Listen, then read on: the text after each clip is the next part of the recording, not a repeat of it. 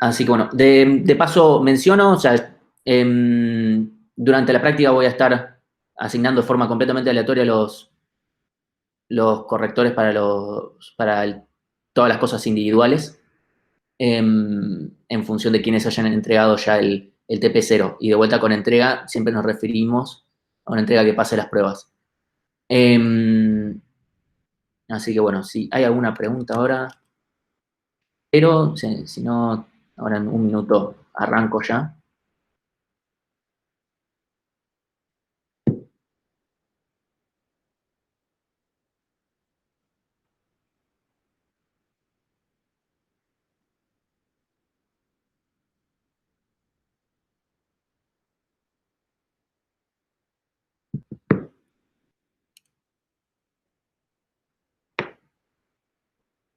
¿Hay alguna pregunta, Dato, que esté ahora o...? No, de momento. Ah, recién apareció una. Sí. En el ejercicio 4 de división y conquista no puedo determinar bien cuál es el B en el teorema del maestro. No tengo el ejercicio ahora. Yo lo... Bueno, Sí, si querés responderlo vos o si no, recuerden, acabo de mandar un mail. Mañana voy a estar de 5 a 6 respondiendo consultas así de cualquier cosa. Eso por un lado, y si no, también siempre recuerden que pueden mandar este tipo de consultas a la lista.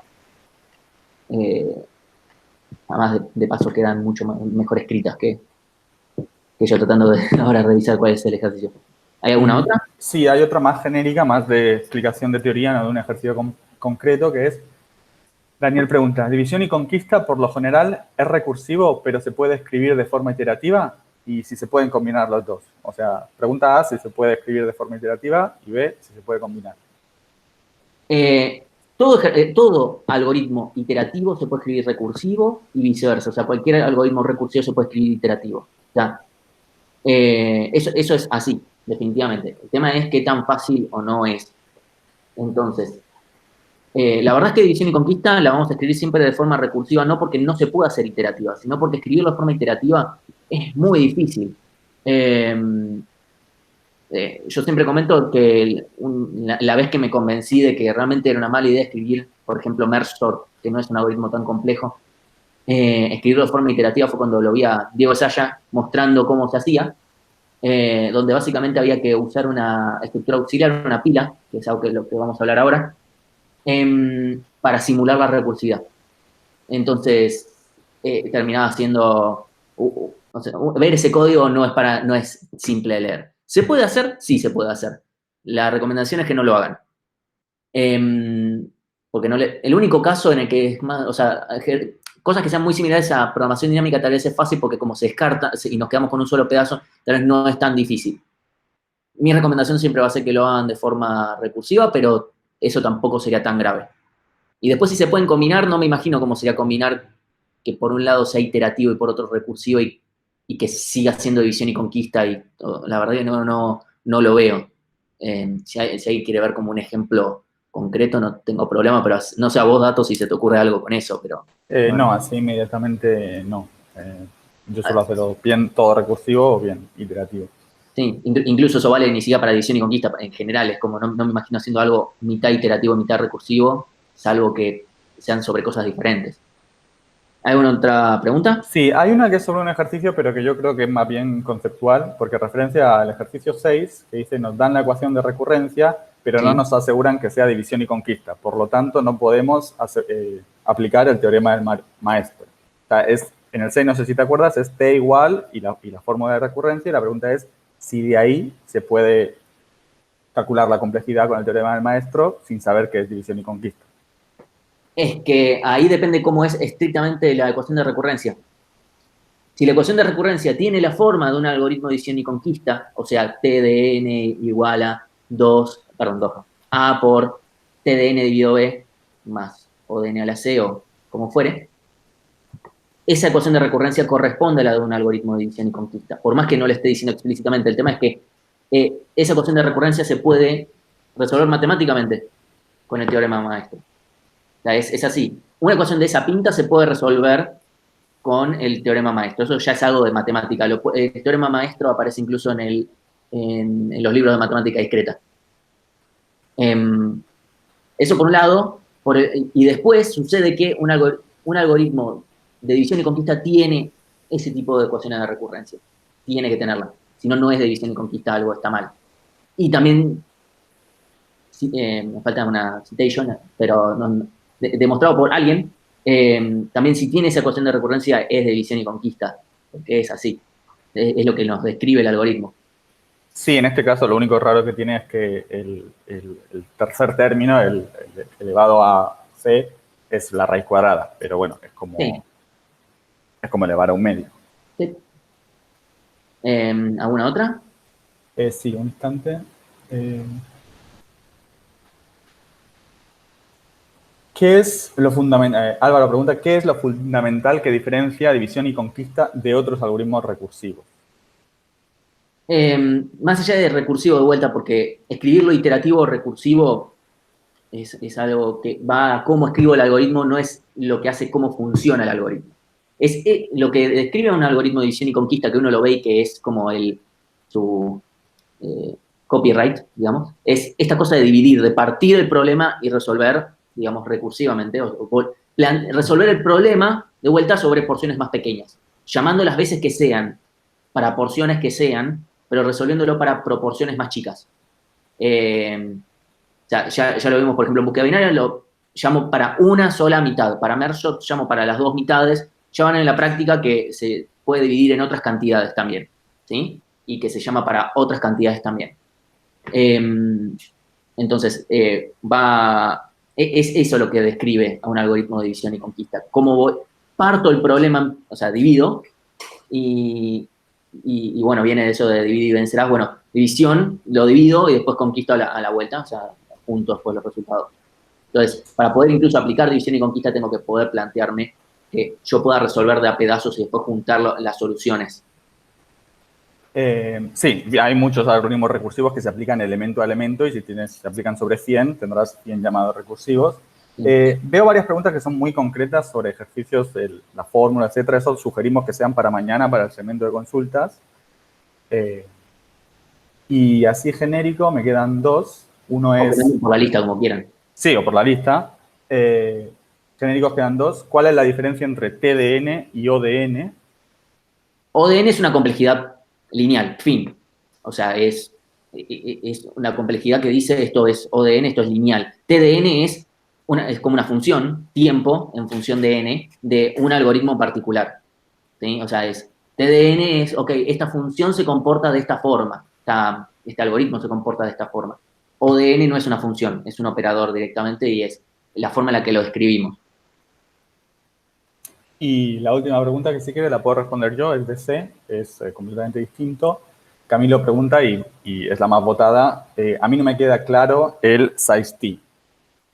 Bueno, el size t es un tipo de entero, igual que está int y unsigned int, y long es uno más de C, o del estándar de C, y lo que tiene de particular, o sea, es un tipo sin signo, y lo único que tiene de particular es que la convención es usarlo para índices, para cuando tenemos índices en el arreglo, cuando vamos a enumerar cosas que están en memoria, en lugar de usar un int, la convención moderna es usar un size-t. ¿Por qué? Primero porque es sin signo, las cosas se enumeran solo positivamente, no negativamente, entonces en todo caso podríamos usar un unsigned, no un int, pero además size-t está garantizado que tiene un tamaño apropiado para poder referenciar todo el tamaño de la memoria de esa máquina. Entonces a lo mejor un unsigned no, pero tenemos la garantía que un size-t sí. Entonces está hecho para expresar tamaños. Esa es la explicación breve, ¿sí? No sé si tienes algo que añadir, Martín. No tengo absolutamente nada que añadir sobre eso. Bueno, ¿hay alguna otra cosa más? Si no, No, eran preguntas concretas. Si alguien dijo no se olviden de grabar, le confirmamos que estamos grabando. Disculpas por lo que sucedió. Por suerte creo que no se perdió nada, realmente nada importante. Y además está el video, la grabación. Recuerden, yo el año pasado ya grabé todas estas clases, así que por lo menos la información más concreta e importante ya está grabada de antemano. Así que, bueno, voy compartiendo esto.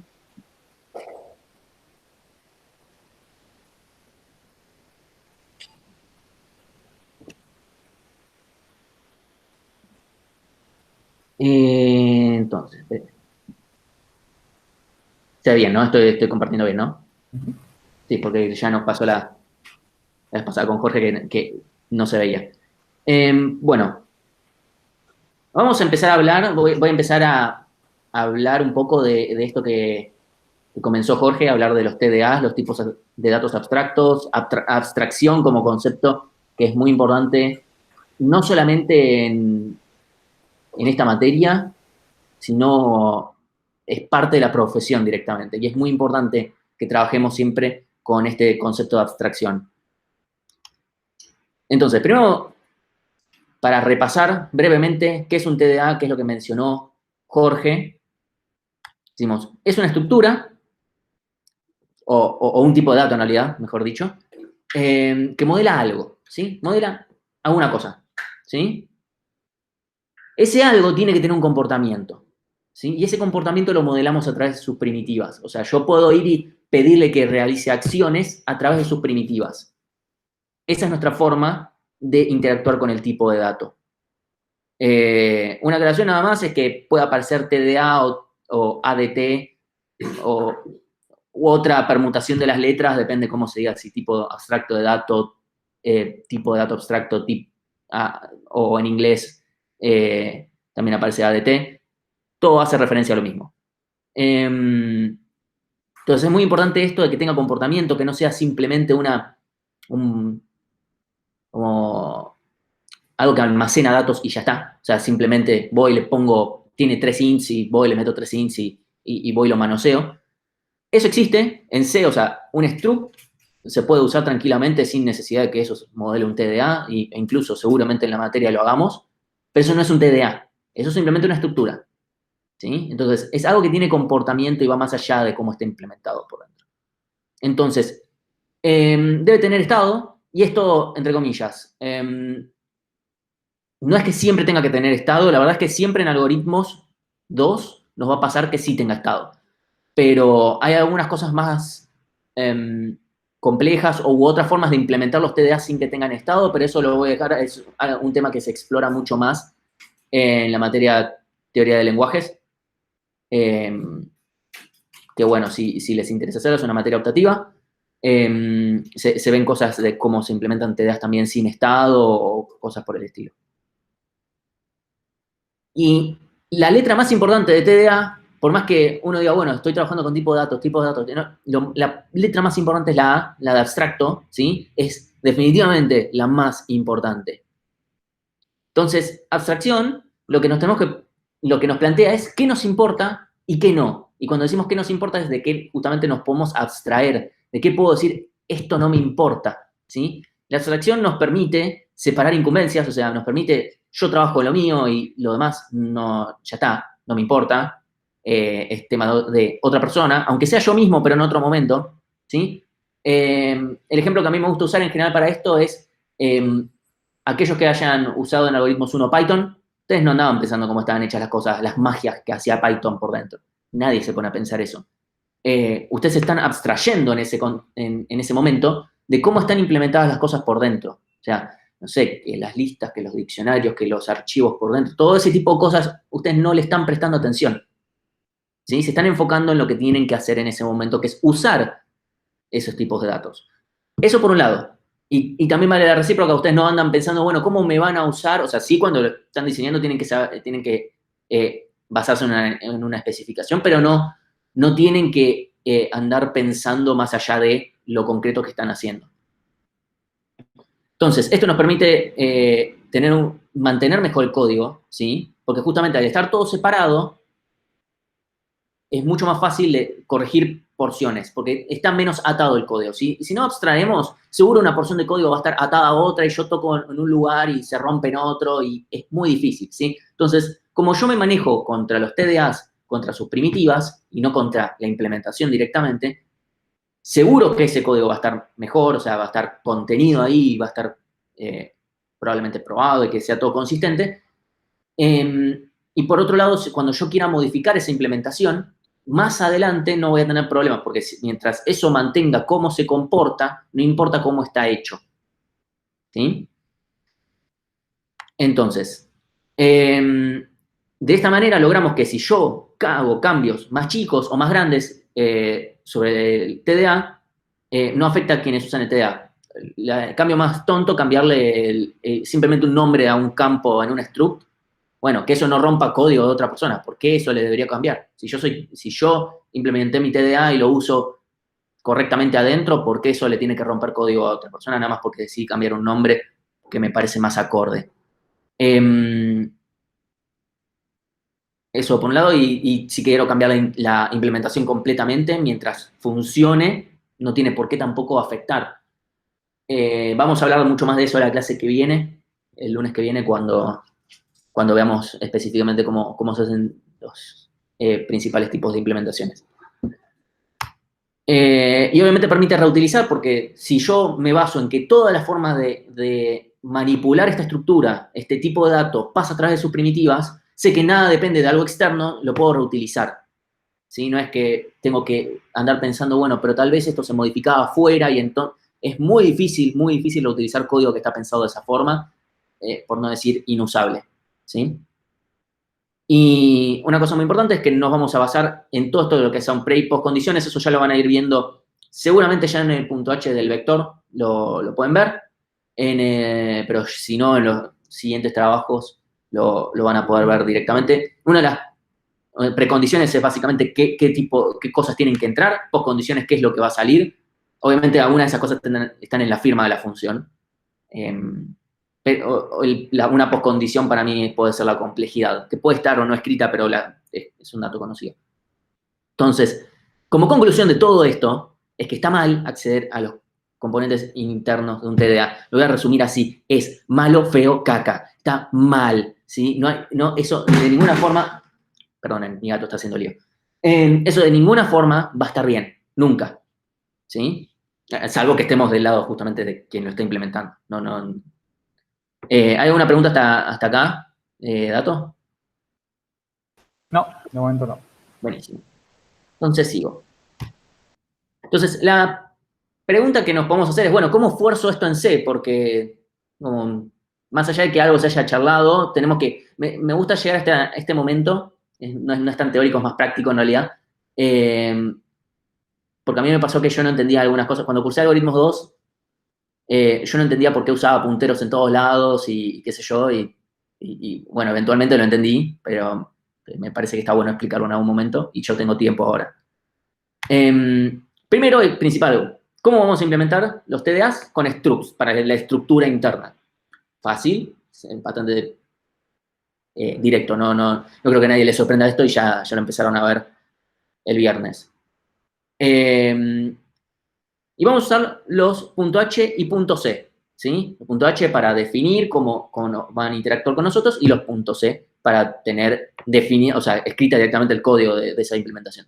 Entonces, ahora me gustaría que ustedes ahora respondan la pregunta, Dato, si me puedes habilitar la primera poll, que es, bueno, ¿dónde debería estar la definición del struct? O sea, poner struct, llavecita, int pepe, int sarasa, saiste, lo que sea, punteros y cosas así, si debería estar en el punto H del TDA o en el punto C, o en ambos, o depende, o si tiene que estar eso en las pruebas o donde fuere.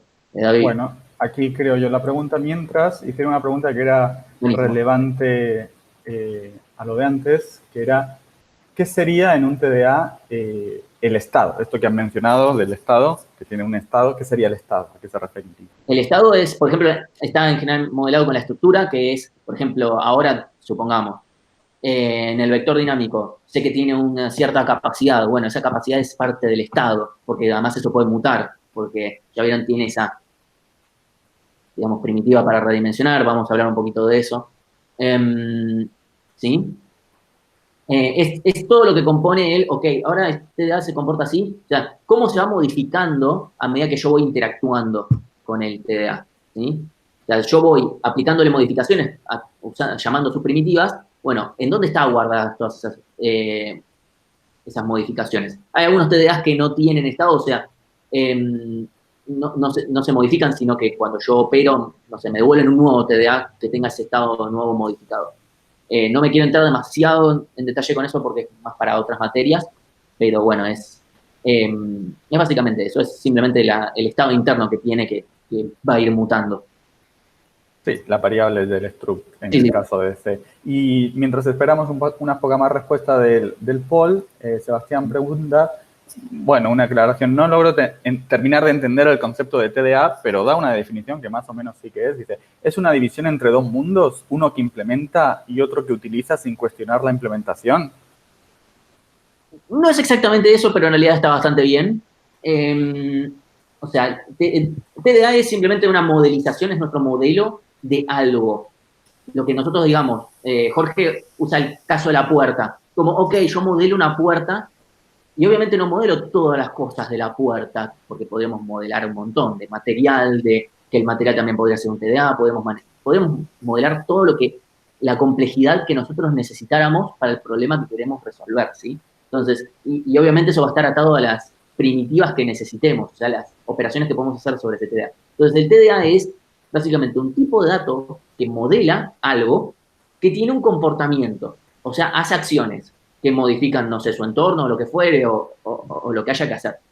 Y sí, una consecuencia de eso y una consecuencia de hacerlo bien, o sea, de hacer eso que nos implica un cierto grado de abstracción, es dividir el mundo en dos, digamos. Va a pasar más que sea en dos, pero en ese punto estoy dividiendo en dos entre, ok, un ente, digamos, implementa, otro ente utiliza. Por más que después sean la misma persona, ¿no? Bueno, ¿cómo vamos con la poleza? Sí. Tenemos 59 respuestas. Alguien preguntó, le contesté por escrito, pero ya lo menciono también. Dice, en la poll, con definición, se refiere a la implementación. Y digo, no, con definición se refiere a la lista de los campos que componen el struct. Tipo, si tiene tres enteros A, B, C y un puntero P, se refiere a eso. ¿En qué de los dos archivos está int A, int B, int C y puntero P? Sí, tuve que haber escrito en esta diapositiva, tal vez, que era exactamente lo que... Bueno, sí, como... Bueno, tenemos 43% votan tda.h y 57% vota tda.c. Ok, bueno, la respuesta correcta es que va en tda.c, porque eso es parte de la estructura interna y eso solamente le importa a quien está implementando el TDA. No le importa quién lo está utilizando al TDA. Si alguien ahora de repente levanta la mano virtualmente, ¿no? Y dice, pero en vector dinámico, creo que está en el punto H, ajá, eso es por una cuestión de que quedó así, de que siempre nos olvidamos de refactorizarlo, quedó, antes estaba diferente todo ese código, estaba todo en un solo archivo, donde se hacían las pruebas, pero lo quisimos poner en punto H y punto C, y algo quedó mal y siempre nos olvidamos de corregirlo, me parece. Sí, creo que está en nuestra lista de cosas para hacer desde hace como 2 años, pero tenemos siempre cosas más importantes. También quiero que otros cuatrimestres llegamos al vector cuando todavía no hemos explicado del todo bien la separación entre punto H y punto C. Cierto, a veces nos pasa eso, que por cómo caen los feriados, y como el vector realmente es mucho más fácil incluso que el TP0, y no vale la pena entorpecer las fechas de entrega por eso. Claro, hacemos eso para que no genera polémica. Terminamos generando la polémica en otros cuatrimestres, pero bueno, es fácil de remendarla explicándolo en esta clase. ¿Sí? Así que espero que haya quedado más o menos claro. Definitivamente no va en el punto H, porque en el punto H lo que tenemos que exponer es primitivas. Cualquier cosa que o lo que fuere que necesita quien usa el TDA. ¿Sí? Entonces, eso por un lado. Y ahora me gustaría ir a otra cosa. Necesitamos usar punteros sí o sí. No nos queda otra. Y voy a explicar por qué. Porque la verdad es que si pudiéramos editar los punteros seríamos más felices, porque trabajar con punteros es siempre un garrón. Hasta que uno se acostumbra. El tema es el siguiente. Yo quiero forzar esta abstracción, entonces meto la estructura, esta definición, todo, las llavecitas y todo lo que tenga adentro va en el punto C del TDA. ¿Sí? A eso, bueno, ya mencionaron, Bárbara, o sea, quien usa el TDA no tiene acceso. Entonces, supongamos que hace pruebas, que es algo que también de lo que vamos a hablar en un rato. Implementa código. Cuando va a compilar, el compilador necesita saber qué es lo que está compilando para saber cuánto espacio necesita en el stack para guardar. Entonces, yo no puedo de repente tener aclaro acá. Yo no puedo tener vector-t, vector, del lado de quien usa, ¿sí? No puedo tenerlo porque no compila directamente con estas cosas que estamos haciendo. Entonces, es todo adrede, ¿no? Habiendo mudado la definición bien del struct al punto C, nosotros no podemos acceder a vector flechita capacidad. No podemos, el compilador no nos deja, porque no sabe, no conoce ese tipo de datos, cómo es por dentro. Solo sabe que existe, porque hay un typedef en el punto H. Pero fuera de eso, no sabe cómo está hecho por dentro. Como no sabe justamente el compilador cómo está hecho, no sabe cuánto espacio reservarle en el stack, más o menos, o sea, tal vez no estoy siendo completamente riguroso, pero es eso lo que necesita saber cuánto espacio necesita, porque en general el compilador va a decir que si no el tipo de datos está incompleto. Entonces, como necesita eso, y nosotros necesitamos brindarle algo que sí pueda trabajar, con lo que sí pueda trabajar, tenemos que devolver un puntero, porque los punteros, ya vimos, todos pesan, todos ocupan el mismo espacio en memoria. Eso depende de la arquitectura, cuánto es, pero siempre lo mismo en cada computadora. Por eso es que nos vemos obligados a trabajar sí o sí de esta forma, porque además tampoco podríamos ir y andar devolviendo vectores por todos lados, ¿sí? Incluso, o sea, no podemos poner una firma que sea vector-t, porque tendríamos que andar devolviendo cosas por todos lados, realmente no queda otra, ¿sí? No nos queda otra que andar pasando punteros y que se modifique como quien implementa el TDA, no estoy usando todavía los nombres porque todavía no los introduje, pero quien implementa el TDA sí puede desreferenciar porque está en el punto C, o sea, está en el mundo donde sí sabe cómo está implementado eso. Más allá del punto C o punto H, es correcto también conceptualmente, pero además puede hacerlo porque ahí sí puede desreferenciar. Ahí el compilador sí sabe qué es lo que está desreferenciando. Así que bueno. ¿Alguna pregunta hasta acá, Dato? Tenemos un par, pero una precisamente va sobre eso de quién implementa y quién usa y etcétera. Creo que se puede cubrir mejor adelante. Y la otra justo estaba intentando ver si en las transparencias, hay un ejemplo después. Porque dice, la clase pasada explicaron, para el caso del struct, cómo se divide entre el punto H y el punto C. Y piden si lo podríamos mostrar de nuevo, qué es lo que se pone en el punto H y qué es lo que explícitamente se pone en el punto C. Si no, luego podemos ver un ejemplo breve. Cuando terminemos... Exactamente, acá no lo tengo. Cualquier cosa ahora cuando terminamos Yo lo busco y cuando terminemos esto lo podemos mostrar brevemente. Buenísimo. Sí, así a grosso modo en el punto H va a ir las firmas, obviamente con su documentación de las primitivas, la declaración. De esa forma el compilador dice, ok, esto va a existir, alguien lo va a implementar. Eso, los includes, eso por una cuestión de C, que sean necesarios para con esas firmas. Y después, si llega a ser necesario constantes, que sí o sí tenga que ver quien usa. La gran mayoría de las constantes probablemente no sea el caso, pero alguna puede ser que sí. Cualquier cosa que después sea necesario a nivel, todo lo demás, la implementación de estructuras, la implementación de código, todos los includes de cosas que sean necesarias para implementación, todo eso en el punto C. Bueno, entonces, a partir de esto vamos a presentar un par de personajes. Ya Jorge los mencionó. Alan, definimos que es quien implementa un TDA determinado. Y Bárbara es quien utiliza ese TDA. Traté de ser cuidadoso en no usar la palabra usuario porque no es un usuario. No es lo que se llama un usuario de... Por más que podamos decir usuario de un TDA, pero no es un usuario como un usuario de una computadora. Ambos son programadores, ¿sí? Ninguno es más importante que el otro porque Alan está implementando un TDA y Bárbara simplemente lo que está haciendo es usar ese TDA para hacer cosas, para hacer otro TDA incluso, porque ahí está. Uno puede ser Alan y Bárbara al mismo tiempo, eso es algo que iba a mencionar después, pero puede pasar tranquilamente. Después doy un ejemplo. Eso por un lado, y además porque tranquilamente puede estar haciendo cosas más complejas con esos TDAs. Yo siempre me voy al extremo y digo, tranquilamente Bárbara puede estar haciendo un reactor nuclear con la pila que está haciendo Alan. Por eso, ¿no? En función de lo que, también de la pregunta que apareció el otro día, lo aclaro, ambos son programadores y ninguno es más importante que el otro y en realidad son roles, no son personas, que quede claro.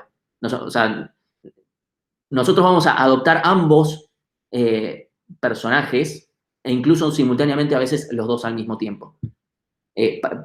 Para con distintos TDAs, ¿sí? Solamente son enfoques y claramente es mucho más fácil hablar de Alan y Bárbara, y a partir de ahora voy a decir Alan y Bárbara, que andar diciendo el que implementa, el que usa, o quien implementa, quien usa, como sea, ¿sí? Entonces, ¿cómo también queremos aprovechar y mencionamos cómo es que surgieron estos nombres Alan y Bárbara? Primero, en su momento, cuando, o sea, el curso este de Algoritmos 2, que obviamente no lo empecé yo,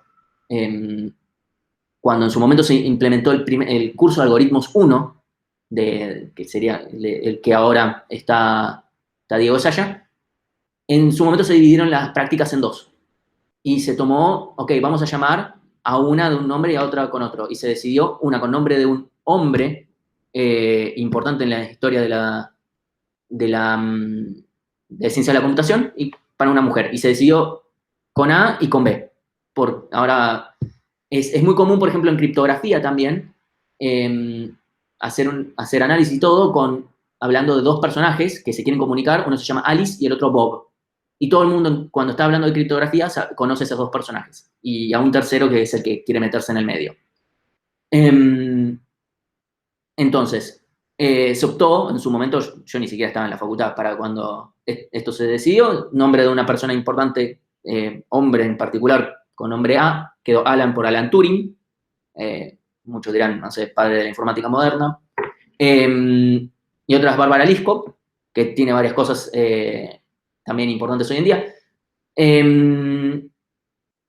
Y después, bueno, incluso cuando se pasaron a 4 prácticas momentáneamente en Algoritmos 1, eso pasó un cuatrimestre nada más, también se hicieron un nombre de hombre y de mujer por Grace Hopper y Haskell Curry. Después quedaron en 2 y 3, depende del cuatrimestre.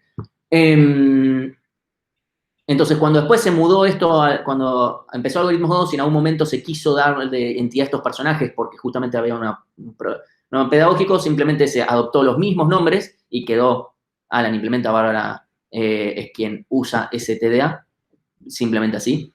Yo no, honestamente ni recuerdo quién tomó quién tomó la muy buena idea de agarrar Alan y Bárbara como nombres. Se hizo todo mucho más entendible. Así que espero que eso despeje cualquier tipo de polémica alrededor. Pero obviamente no. Sí nos parecía importante que haya representación de ambos casos.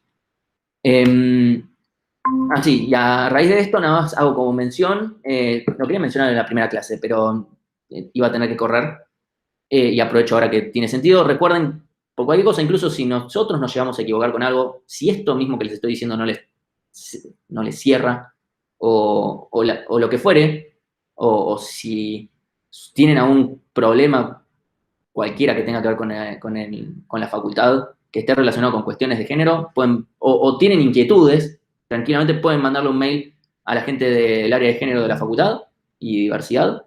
Hay gente que me responden relativamente rápido, así que nada, yo les dejo el contacto ahí por si les sirve. Está bueno que sepan ustedes también que tienen un lugar en la facultad donde pueden llegar a plantear sus inquietudes y porque además nosotros mismos, no, o sea, sepan que nosotros no nos vamos a equivocar, espero nunca con mala leche, pero no, vamos a equivocar y está bueno que ustedes tengan también donde dejar sus inquietudes y cualquier cosa les pueden preguntar a ellos. Así que bueno, una aclaración, que lo mencioné antes, pueden ser Alan y Bárbara al mismo tiempo. Mientras estamos implementando un TDA cualquiera, podemos estar usando otro TDA que ya está implementado. Y esto les va a pasar, en la cursada les va a pasar, que usen un TDA que ya está implementado para implementar uno nuevo, ¿sí? Sin modificar el que ya está hecho, ¿sí? O sea, ustedes ya dan por hecho ese TDA y no tienen que tocarlo de ninguna forma, ¿sí? Entonces, de vuelta, estas son las grandes ventajas de aplicar la abstracción. Entonces, vamos a empezar a hablar de algunos TDAs básicos o iniciales, que son el TDA vector, un poquito ya lo charlaron, pero lo voy a hablar un poco más en serio. TDA pila, cola y la lista enlazada. Dato por ahora, ¿hay alguna pregunta? No, por el momento no. Tengo para... Cuando lleguemos a la pila, justo había elegido el ejemplo de la pila para mostrar el punto H y el punto T, así que en ese momento, si quieres, podemos hacer un breve intercambio. Muestro los Dale. archivos y volvemos.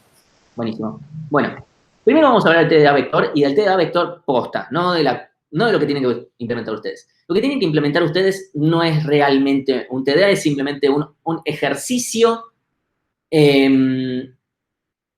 muy simple para que se empiecen a adaptar al tema de los structs y al tema de manejo de memoria. Pero si uno lo ve, eso no es un TDA por varias razones. O sea, el verdadero TDA vector, ¿qué operaciones va a tener? Va a tener como un insertar que le vamos a insertar directamente al final, o sea, lo que sería, perdón, un append. Vamos a poder eliminar un elemento dada una posición dada, o sea, yo quiero eliminar, no sé, el tercer elemento, siempre que esa posición sea válida. Eliminar el último elemento, que es el mismo que acabo de agregar. Modificar un elemento, una posición dada.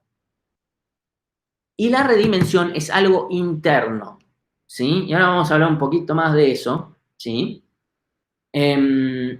Es interno porque realmente si yo le estoy diciendo, che, redimensionate, che, agrandá, achicate, qué sé yo, no tiene mucho comportamiento. O sea, el vector dinámico que ustedes ahora están escribiendo, que, o sea, a partir de hoy van a tener que implementarle algunas de las primitivas, no tiene mucho comportamiento que digamos. Si uno lo ve bien, es solamente un wrapper, o sea, como un encapsulado de un puntero y nada más.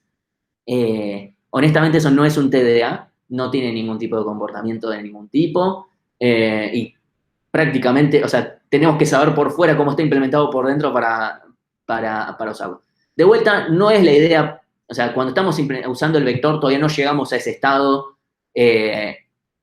Nos vamos a poner un poco más así para la siguiente entrega, la entrega de la pila, que es la que viene después, ¿sí? Entonces, espero que se lo tomen como eso, que realmente o sea, que si bien en el vector dinámico que ustedes están entregando está expuesta esa primitiva, es por una cuestión pura y exclusivamente pedagógica de cómo vamos como subiendo escaloncitos de a poco, ¿sí? Pero la redimensión en un TDA debería ser algo interno y vamos a hablar bastante de eso más que nada en la clase que viene. Porque hay algunos TDAs que depende de cómo estén implementados, pueden necesitar una redimensión como operación. Entonces no tiene mucho sentido. Y además podemos romperle cómo está hecho por dentro directamente por hacer estas cosas. Entonces, otras operaciones que podría tener este TDA vector podría ser, no sé, agregar todos, o sea, le paso otro vector y le digo, bueno, agregame todos los elementos de este, aplicar alguna operación a todos los elementos. Esto es algo que vamos a ir aprendiendo cómo se hace incluso en C con estas próximas clases que vienen. Unir, o sea, agarrar dos y directamente unirlos y que quede uno, que se borren los dos primeros. Y un montón de otras operaciones similares, ¿sí? Que buscar o lo que fuere, ¿sí? Cualquier cosa que se pueda hacer, pero todo haciendo cosas muy internas. Entonces, de vuelta, la redimensión es una operación interna, ¿sí? Entonces, lo que está mal, que Alan le dé a Bárbara una primitiva para redimensionar es darle demasiada información, es como, yo me imagino del lado de Bárbara diciendo, no entiendo, o sea, acá hay algo que hay que redimensionar, pero ¿qué es lo que hay que redimensionar? ¿Cada cuánto lo tengo que hacer? Y ya ahí, o sea, automáticamente hay que abrir el código. Hay que abrir, a ver, Alan, correte, que te voy a enseñar a programar. ¿Sí? Entonces, claramente no, es generarle ruido. Y ahí quitamos toda la ventaja que le queremos meter con el tema de abstracción, ¿sí? Entonces, básicamente esto lo podemos resumir de la siguiente forma, como Bárbara bien lo dice. Dale, Alan, agarra la pala, no seas ñoqui, ¿sí? Lo dijo en el 2020. Por suerte, Alan le respondió, dijo, dale. Lástima que se lo dijo en el 2021, Alan recursó a algoritmos 2. Bueno, más suerte el próximo cuatrimestre, ¿sí? Entonces, solo como una mención, las listas de Python, lo que se llaman listas de Python, en realidad son este TDA vector que decimos. Por dentro funciona de esta forma y por dentro incluso tiene un arreglo dinámico que se redimensiona por sí mismo. O sea, ustedes, los que hayan usado Python en algún punto de algoritmos 1, trabajaban con esto Y no sabían cuándo se estaba redimensionando. Ustedes simplemente metían cosas. Y nadie nunca habló de redimensionar porque en ese momento ni siquiera sabían que la memoria se redimensionaba. Entonces, claramente se los estaba abstrayendo de todas esas situaciones y eso es lo que se quiere lograr. ¿Sí? Bueno, entonces vamos a hablar primero del TDA pila, antes de migrarnos al punto H. Vamos a hablar un poco de qué operaciones tiene, ¿sí? La pila es lo que se llama una estructura LIFO, o sea, last in, first out, o sea, todo lo que entra sale en el orden inverso, exactamente, ¿sí? Y a medida que voy guardando cosas nuevas, esas son las cosas nuevas que van a ir saliendo. Y esto es lo que vamos a modelar, entonces vamos a poder apilar algo, vamos a poder desapilar ese algo en el orden que corresponde, vamos a poder ver el tope de esta pila, o sea, el último que se haya agregado de esta secuencia, y preguntar si está vacía. Particularmente por cómo manejamos en C, vamos a necesitar además un crear y lo que vamos a llamar después un destruir, que ya vieron que en el vector lo necesitan. Bueno, todos los TDAs no creo que los vaya a mencionar nunca como primitivas, pero están, pero no hacen al comportamiento en sí de cuando está funcionando. Pero siempre sepan que hay un crear y un destruir asociado. ¿Sí? Entonces, Dato, ¿querés presentar vos y mostrar el punto H de la pila como un ejemplo? Dale, hacemos eso y hay un par de preguntas que de paso podemos responder. Sí. Eh, A ver, mostrar pantalla.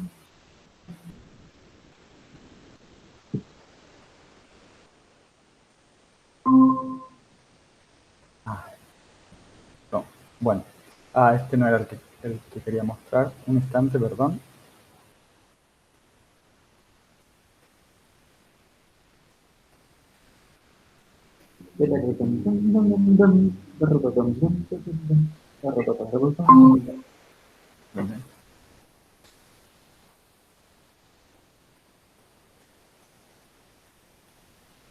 Te uniste y te desuniste, ¿eh? Ahí estamos, creo. Se ve el Sí. pila.h, ¿no? Sí, se ve. Bueno, este es cuando tengan que hacer el TP pila, les daremos este archivo que, como ven, define lo que Martín acaba de decir, está vacía, el apilar, ver tope, desapilar y el crear, destruir, que siempre son necesarios. Entonces, esto es lo que desde fuera la persona que quiere usar el TDA pila sabe que puede usar. ¿Bien? Y en el punto C, que les damos un esqueleto, aquí donde dice primitivas de la pila, es donde ustedes, actuando como, entre comillas, Alan, la persona que implementa el TDA, van a escribir el código de cada una de estas primitivas, ¿sí? Entonces, acá irá todo el código.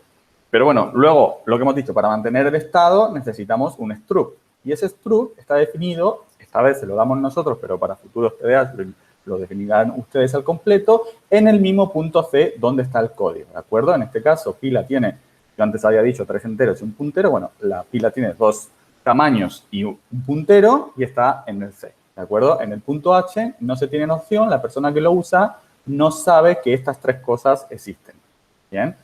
En el punto H lo que sí, y eso lo irán entendiendo de a poco, es se menciona que existe ese struct. Se tiene que mencionar porque es parte de la firma de las funciones, ¿de acuerdo? Entonces, se tiene que decir, bueno, esto existe. No te decimos qué tiene dentro, pero existe. Eso es todo lo que se dice en el punto H. En el vector, que es el siguiente TP, van a ver que no es exactamente así, por lo que ha dicho Martín, de que lo tenemos desfasado, pero a partir de la pila, esto lo vamos a exigir de manera consistente. La definición del struct solo va a ir en el punto C, ¿sí? Había una pregunta por acá. Sí. Ya que estamos.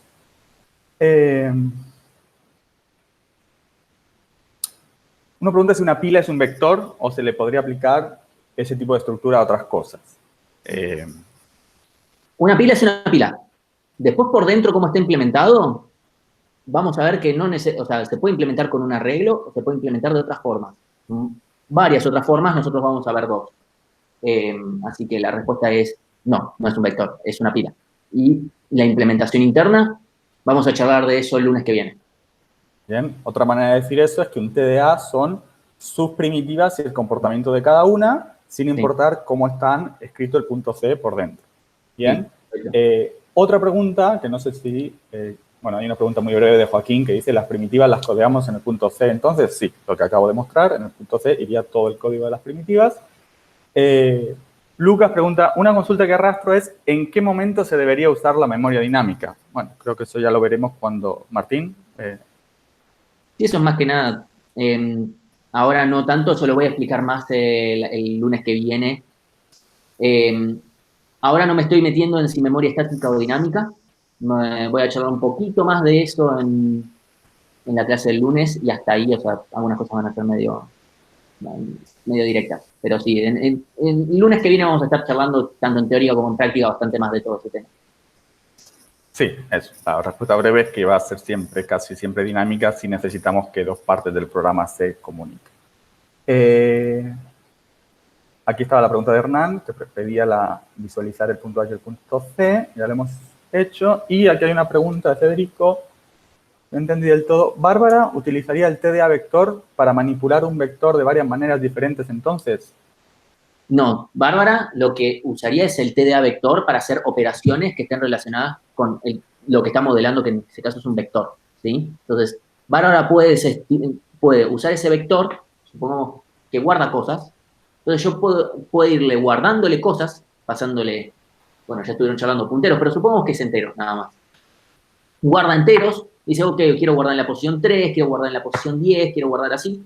El TDA se fija de validar, por ejemplo, que esas posiciones sean válidas para el estado actual del TDA, que no se vaya fuera de rango con que nada más admita posiciones hasta ahora que se hayan usado, y que cuando lo necesite se redimensione. Vamos a hablar un poquito de cómo es eso de yo me doy cuenta y yo tomo esa decisión y cuál es la decisión correcta el lunes que viene.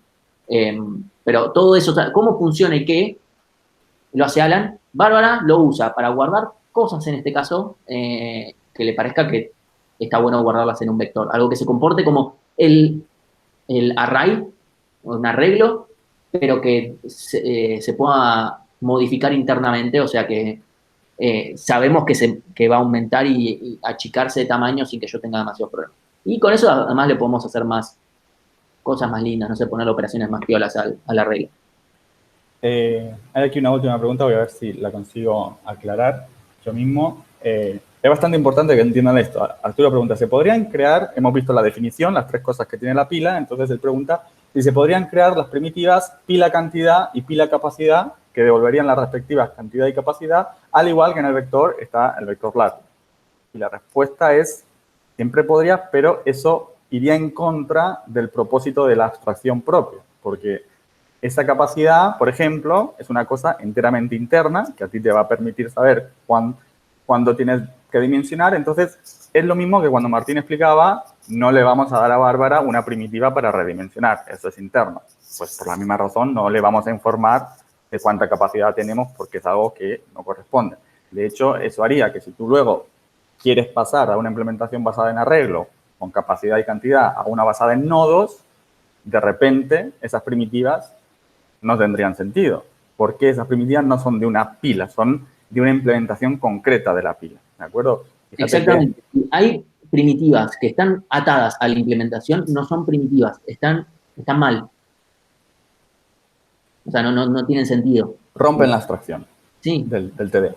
Entonces, al final no estamos abstrayendo, le tenemos que dar demasiada información al de afuera, entonces es como, esto no está bien pensado. En el vector se da porque el TDA, vector dinámico, tal y como se lo conoce en computación, es una primitiva estándar, saber su tamaño. Y en la pila, precisamente, no es una primitiva estándar saber el tamaño porque están diseñadas para ser usadas solo por la cabeza. ¿Bien? ¿Alguna otra pregunta? O? No, esta era la última. Okay. Voy a dejar de compartir. Dale. Y ahí, ventana.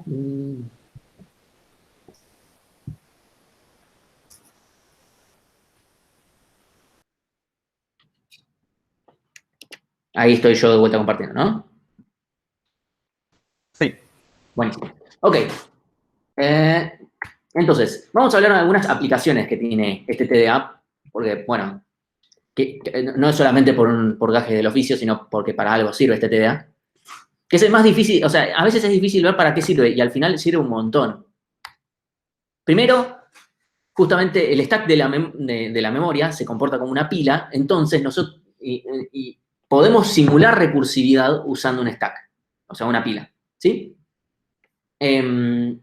Por ejemplo, en el caso que les decía yo de implementar merge sort de forma iterativa, terminamos usando una pila para hacer la simulación de lo que estamos guardando en el stack, ¿sí? Pero es algo que vamos a usar bastante más adelante en la materia cuando tengamos que hacer una simulación de recursividad, cuando no querramos estar haciendo la recursividad entera dado un momento, sino que queremos ir como haciendo de a pedazos. Y dándole, en este caso a Bárbara, le queremos dar como la posibilidad de irnos moviendo en esa recursividad. Eso por un lado. Después, para poner un poco de palabras así y vender humo, blockchain en sí es un lenguaje de pila, o sea, es algo que cuando uno lo ve tiene una estructura que se llama lenguaje de pila. E incluso hemos pedido en algún que otro cuatrimestre un TP que era implementar un lenguaje de pila y es usando una pila, básicamente, ¿sí? O se puede obviar la pila, pero más difícil. Algoritmos balanceados de paréntesis, llaves, etcétera, que es muy usado para parsear expresiones, y con muy usado me refiero a que yo lo tuve que implementar en mi trabajo en un momento, o sea, cuando uno tiene expresiones que pueden tener llaves, paréntesis, corchetes, lo que fuere, y quiere ver si están bien balanceados, o sea, que cada uno que abre cierra y están en el orden correcto, se puso una pila. El algoritmo es bastante fácil, no es lo más lindo porque siempre andar chequeando estas cosas no es muy lindo, pero es bastante sencillo el algoritmo y es bastante usual también. Implementé una calculadora polaca inversa, también es algo bastante fácil con una pila, no es lo más usual, pero las calculadoras financieras, si alguien tiene un familiar que sea, por ejemplo, contador, en mi caso, por ejemplo, mi madre, las calculadoras financieras trabajan con notación polaca inversa, y que justamente internamente están manejando una pila. ¿Por qué a alguien se le ocurrió que será buena idea? No tengo ni idea, pero bueno, funcionan así. Entonces, hasta acá con el TDA pila, ahora vamos a hablar un poquito del TDA cola. Al revés de la pila que es LIFO, está FIFO, o sea, lo primero que entra es lo primero que sale, y las operaciones van a ser bastante similares. Son encolar, que mete al final, desencolar, que desencola el primero, que se haya encolado, que todavía exista, ver el primero y preguntar si está vacía. De vuelta va a haber un crear y un destruir que están implícitos, pero bueno, estas son las primitivas que nos dan comportamiento acá, ¿sí? Entonces, en este caso las aplicaciones son bastante como directas. Cualquier cosa que necesita mantener el orden en el que de entrada a la salida, esa va a ser una aplicación de una cola. Si lo único que quiero hacer es mantener ese orden, listo. Es algo que vamos a hacer probablemente en las próximas clases, de 1 o 2 semanas. Vamos a querer mantener como un orden, ese orden relativo en función de cómo lo vamos viendo las cosas, y el TDA cola funciona muy bien para eso. Y lo bueno es que es muy simple de implementar, así que no tiene mayores complicaciones.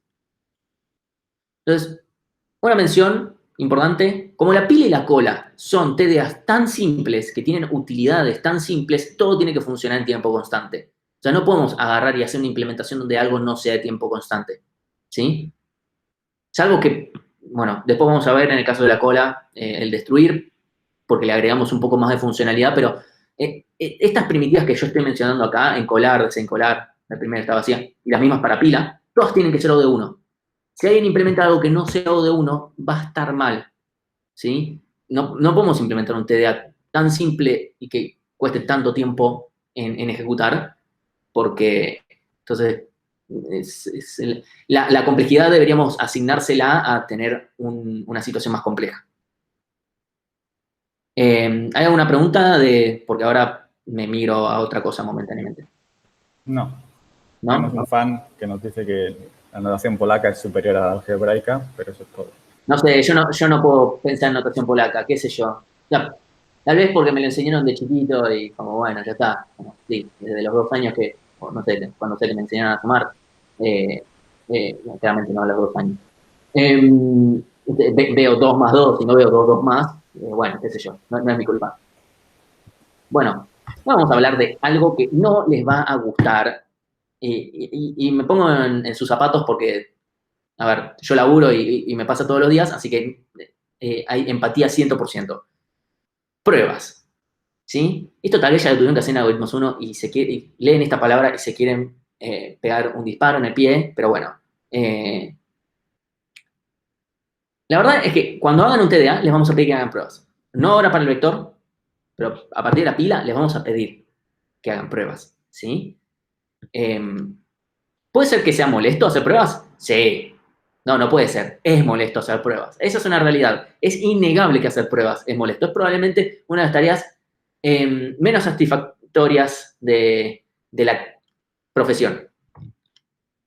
¿Sí? O sea, esta es la cara cuando mando un código a que me revisen en el trabajo y me dicen, che, tenés que agregar más pruebas. Es como, ¿en serio? Pero la verdad es que es necesario hacer pruebas, ¿sí? La verdad es que no es solamente necesario, es más importante codear buenas pruebas que codear el resto del código bien. Acá no vamos a ser tan insistentes, pero me gustaría que me cuenten ustedes por qué piensan, o también que les hayan comentado en Algoritmos uno de por qué son importantes hacer estas pruebas. Dato, ¿me podés habilitar la segunda poll? Así? Sí, esta de texto abierto, ¿no? Sí, sí, o sea, ustedes escriban algo, dejamos un minuto a escribir y Espera después que las... tengo que borrar. Eh, Segundo. y después, bueno, dato, cuando, digamos, cortás, porque ya corroboramos que si las lees mientras todavía están escribiendo es un lío. Ok. Eh, Y que los dejamos un minuto, total no queda. ¿Por qué es necesario?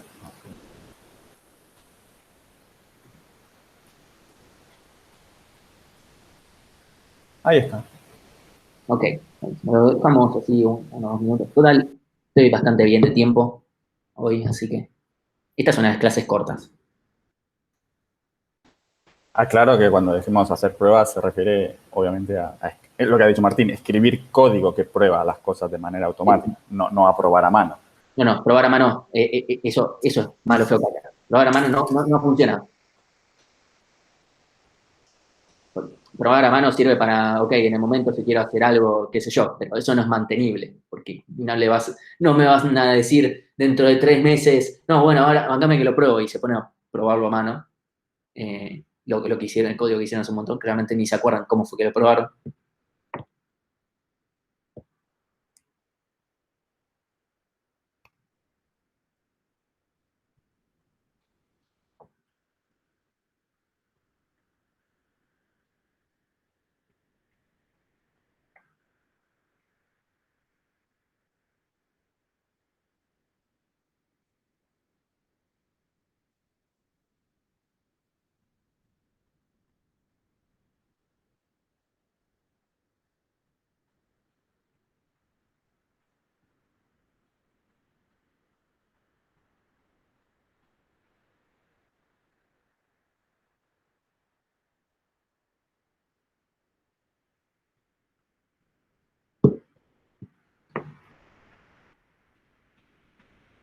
¿Hay alguna, ¿Respuesta? sí hay alguna cantidad de respuestas? Hay 30. Bueno, listo, corta y con eso ya estamos más o menos para... Le doy a stop para que me... ¿Cómo suelen hacer? ¿Las presentan o simplemente las voy leyendo?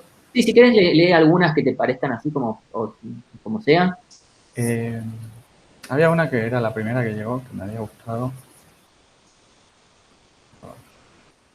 Eh,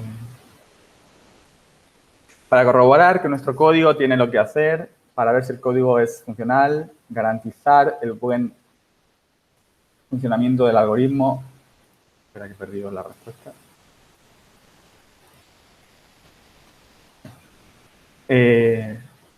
Es necesario para saber si hay algún caso específico en el cual el programa no funciona, para asegurarnos que funciona en cualquier situación,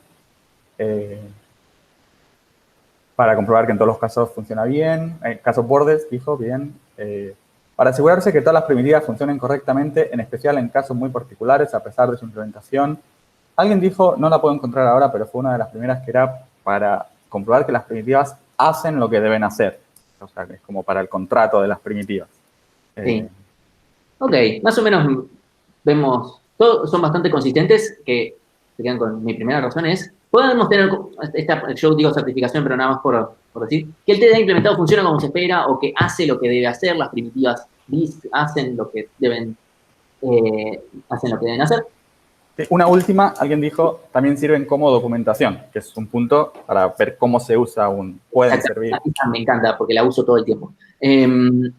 A ver, esta es tal vez la más obvia, ¿sí? Y es muy importante, es posiblemente la más importante, pero no es la única razón por la que las pruebas son muy importantes.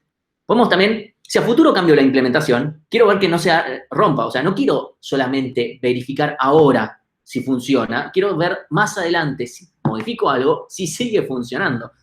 Esto es muy usual, o sea, yo de repente, a ver, acá estamos en un ambiente muy cuidado, algoritmos 2, las cosas son muy segmentadas.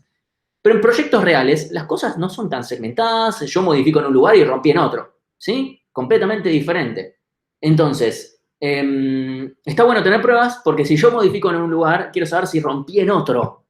Es muy importante eso. Y obviamente eso se ve en ver que las cosas funcionen. Pero la idea es justamente poder mantener estas pruebas.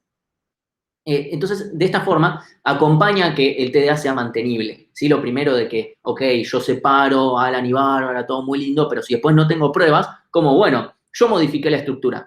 ¿Qué me asegura que siga funcionando como yo dije que funcionaba? No, te lo aseguro, lo codié yo sé que esto funciona como... Lo codié yo primero, sé cómo funcionaba antes, ahora eso no funciona. No funciona. Háganse a la cabeza, se van a equivocar. No, cuando yo lo miro, yo ya... No. La forma más fácil de verlo es cuando ustedes mandan al corrector y no consiguen del todo ok y después de mandar como 50 veces. O de repente les anda, modifican algo que alguien les dice para reentregar y ya no les anda más. ¿Sí? Por eso son muy importantes las pruebas. O sea, no es solamente para ver ahora si funciona, sino mañana. ¿Sí? Entonces, si yo de repente también quiero usar el T de alguien más, quiero saber si funciona. Básicamente nuestras pruebas son eso, ¿sí? O sea, piensen que nuestras pruebas, las que nosotros tenemos como curso, que no se las vamos a dar a partir de la pila, salvo en un caso, ustedes van a mandar y el corrector va a decir si pasan nuestras pruebas o no, ¿sí? Entonces, ustedes van a probar contra eso y obviamente como nosotros mantenemos esa cosa de Alan y Bárbara, las pruebas están implementadas del lado de Bárbara, que eso quede claro. O sea, no tenemos ni idea de la implementación. Entonces, si lo implementaron de otra forma pero funcionara igual, más allá de que después va a haber un corrector humano, a las pruebas no les va a cambiar. Están programadas de esa forma, ¿sí? Y es esa la forma en la que hay que programar las pruebas, del lado de Bárbara, usando el TDA y viendo que funcione de la forma esperada. Entonces, nosotros podemos seguir usando las mismas pruebas todos los cuatrimestres por este formato que tenemos de respetar la abstracción y gracias a que tenemos esas pruebas podemos tener un cierto grado de seguridad de si el TDA de ustedes anda y entonces, bueno, ok, significa lo podemos corregir. Obviamente, cada tanto vemos que hay algún bug o algo que no está contemplado en las pruebas y seguimos agregando. Todos los cuatrimestres agregamos en general por lo menos una prueba a alguno de todos nuestros sets para seguir agarrando más cosas. Y es muy importante porque si las pruebas no agarran el bug, porque está bien, ustedes pueden llegar a frustrarse un montón cuando están mandando, no sé, la pila. Dicen, no me pasan las pruebas. ¿Por qué tienen tantas pruebas? Sí, muy lindo. Supónganse que no tuviéramos justo la prueba que a ustedes les falla. Imagínense dónde les va a fallar. Sí, les va a fallar en el TP1 o en el TP2, les va a fallar súper rebuscado y obviamente como el TDA les pasó las pruebas, no van a pensar que es el TDA. Es lo último que van a mirar. ¿Sí? Entonces hay que ser, justamente para yo poder abstraerme y decir, ok, yo sé que la pila no es, entonces me voy a fijar en otro pedazo de código. La única forma de yo poder abstraerme de la pila ahí es teniendo buenas pruebas. Y lo otro, y que para mí es recontra importante, cada vez se vuelve más importante, es que yo, la verdad, no me gusta andar leyendo documentación gigantesca, a veces no me queda otra. Muchas veces está bueno ver ejemplos, ¿sí? Las pruebas sirven como especificaciones, así se espera que esto se use. Porque así es como anda. Y si vos lo usas de esta forma mal, vas a obtener estos resultados que están mal. ¿sí? Eso como un ejemplo. O lo que fuere, ¿sí? Si vos lo usás de esta manera, vas a obtener estos resultados. Entonces, yo puedo ir y leer esas pruebas y decir, ok, esta es la forma en que se espera. Eso es el labor, creo que del día a día. O sea, yo me la paso viendo código que no implementé yo, obviamente, y eso nos pasa a todos, absolutamente todos los que estamos en esta profesión en general, salvo alguien que labures completamente solo. Y aún así usa librerías externas, así que... y ahí muchas veces no queda otra que leer, bueno, ¿cómo probó esto? Y también pasa lo contrario, o sea, a mí me dan una porción de código, me dicen, toma, esto anda, y no me dan pruebas, o tal vez no me las dan, pero yo no sé que existen pruebas. ¿Cómo te creo yo que esto anda? ¿Cómo sé que yo voy a poder estar confiándome en lo que vos hiciste? ¿Sí? Entonces, espero que quede claro por qué es importante. Y sí, es molesto y lo sabemos, pero también es así de molesto, es tan molesto como importante hacerlo bien. ¿Sí? Entonces, ¿cómo deberían probar ustedes? Tratar de hacer las pruebas lo más unitarias posibles y que prueben cada uno, o sea, cada prueba pruebe un caso y que sean independientes, ¿sí? Porque si las hacen independientes una prueba de otra, después se rompe una en el medio, se manifiesta después y no saben qué rompió qué, ¿sí? Entonces, importante esto, tratar de hacerlo lo más unitarias posibles, separar en funciones, al menos por la funcionalidad que están probando. Lo voy a decir un poco más claro, no lo escribí, pero no sean malas personas y separen en funciones. Eventualmente llega un punto en el cual a mí, si me entregan un main con pruebas ahí, yo no lo corrijo. Digo, toma, ni lo voy a leer. Así de simple, les estoy avisando. Yo a los grupos o a la gente que les corrija yo, me entregan todas pruebas en todo en un main, pónganle que hasta la pila, puedo llegar a entender la pila y cosas.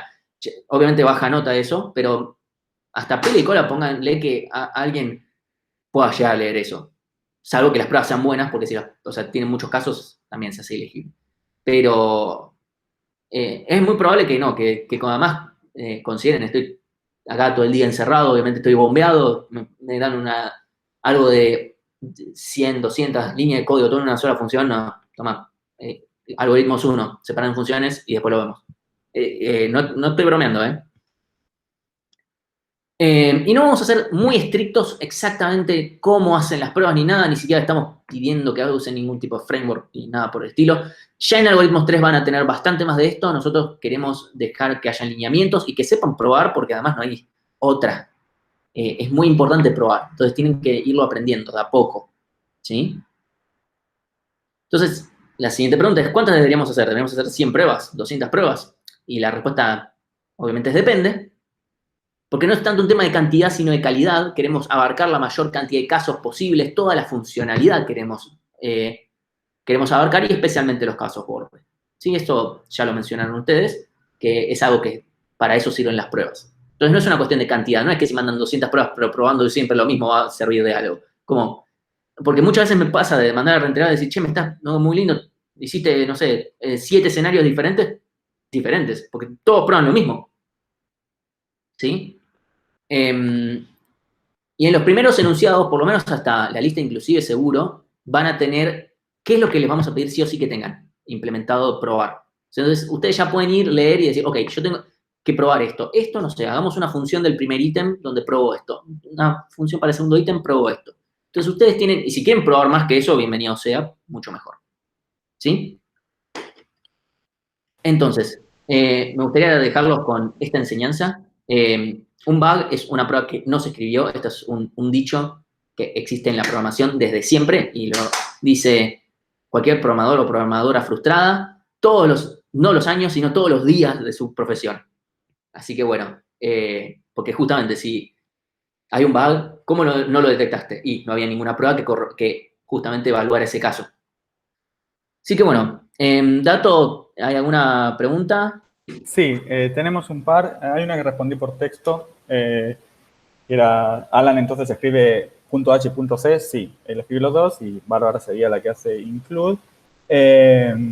Una breve, dice, en Python teníamos assert, en C hay algo parecido. En C el lenguaje no, pero hay muchas bibliotecas de testing que te permiten hacer cosas parecidas. Nosotros le vamos a dar una muy básica, que será el equivalente del assert. Y esta se la dejo a Martín, que es más compleja. Agustín pregunta, ¿las pruebas dependen de la implementación o se hacen desde el lado de Bárbara? Se hacen, creo que esto lo mencioné en algún momento, se hacen 100% del lado de Bárbara. De vuelta, piensen ustedes que nosotros tenemos las pruebas para todos ustedes, para todos, tenemos las mismas pruebas, no tenemos pruebas personalizadas. Y obviamente tienen que depender del punto H, no pueden depender nunca del punto C. O sea, siempre están del lado de Bárbara, absolutamente siempre.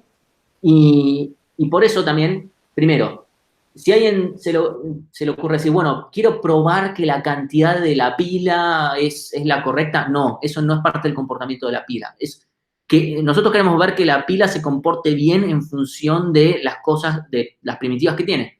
Si el estado interno no nos importa.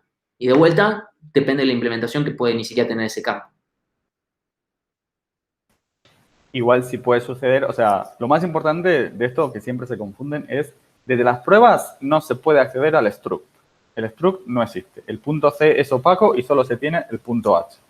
Ahora bien, nosotros, como implementamos el TDA, sabemos si una pila está hecha con nodos o está hecha con arreglo, a lo mejor hacemos una prueba específica que pueda ser más ajustada, decir, bueno, yo sé que puede fallar por este camino, voy a asegurarme de que cubro ese caso, pero sin mirar el estado interno. O sea, una cosa es que puedes saber más o menos cómo está hecha y algunas cosas hacerlas conforme a eso, pero nunca mirando el estado interno. Sí, igualmente de vuelta las pruebas que nosotros les sugerimos y que en realidad les pedimos que hagan, sirven para cualquier implementación, incluso después en la cola que uno diría, che, esta prueba tal vez no es tan necesaria para esta implementación. No importa, hacela porque si después cambiamos si de repente otro cuatrimestre decidimos que queremos hacer otra implementación, tiene que funcionar de todas formas. Y incluso más adelante vamos a ver un TDA que les vamos a dejar a ustedes elegir cómo lo implementan y las pruebas tienen que funcionar de cualquier forma. Obviamente tenemos algunas pruebas específicas porque ya encontramos bugs a ciertas implementaciones, pero bueno, esas cosas pasan. ¿Y alguna otra pregunta? Sí, relacionada, Brian pregunta, entonces las pruebas están del lado de Bárbara, pero fueron creadas por Alan, ¿no? No, a ver, las pruebas están del lado de Bárbara y las hace Bárbara. Ahora, el tema es que ustedes van a ser de Alan y de Bárbara. Recuerden, estamos hablando de dos personas, con personas no físicas, sino son personajes. Son dos personajes, Alan y Bárbara. Nunca son la misma persona. Son ustedes los que toman un rol en un momento o en otro, o toman un rol para con un TDA. Cuando están escribiendo las pruebas, se están poniendo del lado de Bárbara. Cuando están escribiendo la implementación, se están poniendo del lado de Alan, para ese TDA. ¿Sí? Sí, pero las pruebas son un caso particular. Claro, sí, como roles, sí es así. O sea, es como cuando estamos escribiendo pruebas, tenemos a nuestra disposición solo lo que tiene Bárbara. Esa es la idea de los roles. Esa es la diferencia de que Martín dice que no son personas, son roles. Cuando escribimos las pruebas, estamos solo teniendo disponible lo que tiene Bárbara disponible. Pero en cierto sentido, la persona que escribe el código de la implementación y escribe las pruebas suele ser la misma. Es tipo la persona que está implementando. Pero el rol, lo que tiene disponible, es distinto en un caso y en otro. Sí, por eso me parece importante siempre hablar de personajes y que nosotros podemos ser Alan y Bárbara al mismo tiempo para dos TDAs, porque estoy implementando uno y usando otro. Es algo bastante usual, la verdad. No andamos reimplementando cada TDA cada vez que necesitamos algo. No somos el super Alan que anda implementando todo al mismo tiempo, sino que va reutilizando. Y con esos TDA se comporta como Bárbara. Y es una postura, es un rol, como dice Dato, con respecto a un TDA. Y que nos podemos parar de un lado o del otro. E incluso el lado más usual es ser Bárbara, en muchos casos, una vez que ya un TDA ya está completado e implementado y listo. Sí, incluso ustedes pueden terminar algoritmo 2, volver a usar los TDAs y van a estar seguros del lado de Bárbara. Sí, otra manera de verlo es que imagínense que el TDA, o sea, una entrega fuera en pareja, uno podría hacer la implementación y otro podría hacer las pruebas, y como está bien claro lo que hace cada primitiva, no tendrían que coordinarse para nada porque debería integrarse bien. ¿De acuerdo? Sí, es algo bastante usual en realidad. O podrían hacer mitad y mitad y ahí tendrían que coordinarse en el struct. Bueno, para la implementación interna. Ahora hay otra pregunta por aquí. Pero las pruebas... Sí, pregunta, pero las pruebas de Bárbara son sobre su programa en el cual usa el TDA implementado por Alan y no sobre el código hecho por Alan. Ahí estás pensando en Bárbara como persona, ¿de acuerdo? Ahí estás pensando en la persona Bárbara que usa el TDA y que escribe pruebas para el código que usa el TDA. Y lo que estamos diciendo es que, o sea, sí, la respuesta sería sí desde el punto de vista de personas, pero como rol, cuando nosotros escribamos las pruebas las escribimos como rol Bárbara, ¿sí? Y una pregunta muy breve, si el viernes tenemos clase. No. No. O sea, 1 de mayo. Recuerden, siempre fíjense que tenemos el calendario, incluso en la página aparece el resumen de las próximas clases y aparece feriado.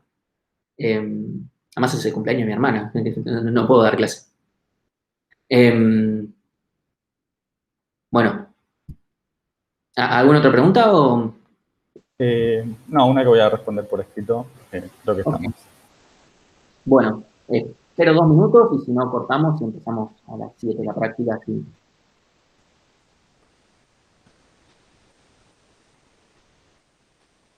Bueno, si estamos esperando, puedo leerla igual. Dices, entonces la realidad sería que las pruebas se hacen desde el lado de Alan, pero hay que ponerse en el lugar de Bárbara. Bueno, es una buena manera de mirarlo para entender lo que queremos decir con personajes o roles. ¿De acuerdo? Sí. Sí, yo nunca usaría Alan escribiendo pruebas porque, de vuelta, los dos son roles. ¿Sí? Entonces, por más que separar los roles de personas físicas que hacen las cosas. ¿Sí? Es nuestra postura con respecto al TDA siempre. Entonces, sería, o sea, podemos verlo como Bárbara ayudando a Alan haciendo las pruebas si quieren. Obviamente es... Alan siempre le tendría que dar a Bárbara TDA con pruebas y como, che, mira, aposta esto anda. Entonces no está mal lo que están diciendo, para nada. Yo a mí, mi postura de decir, ok, recuerden, estos son roles, no son personas físicas. Bueno, hay un par más de preguntas. Una administrativa que se responde rápido, Martín. ¿Por el tema del corrector de cada trabajo ya fue asignado o lo vemos en la práctica? Eso, mientras ustedes estén en la práctica, yo probablemente viendo videos o algo, no sé, yo voy a ejecutar un random con toda la gente que haya obtenido un todo ok del corrector.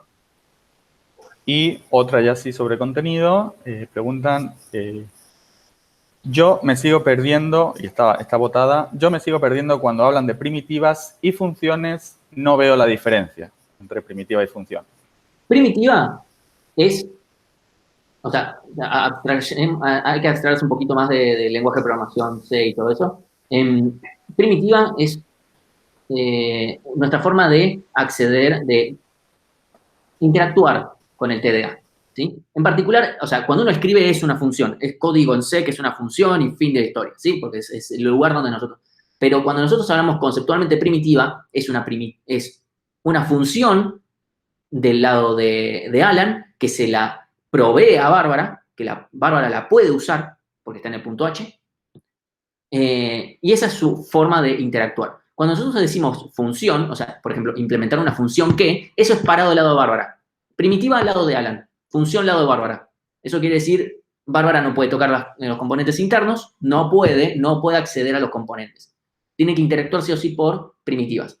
Alan, cuando está implementando una primitiva, puede reutilizar otras primitivas, puede usar funciones auxiliares que sean internas, o sea, primitivas auxiliares o estas funciones auxiliares que son de implementación, que tocan la estructura, y puede tocar directamente la estructura así como viene. Eso no tiene problema. Obviamente siempre hay que reutilizar código, eso sigue valiendo. ¿Alguna otra cosa más? Si no, No, ya no llegó ninguna más. Ok, bueno, entonces cortamos y a las 7, un par de minutos ya arrancamos de vuelta. Corto. ¿Listo?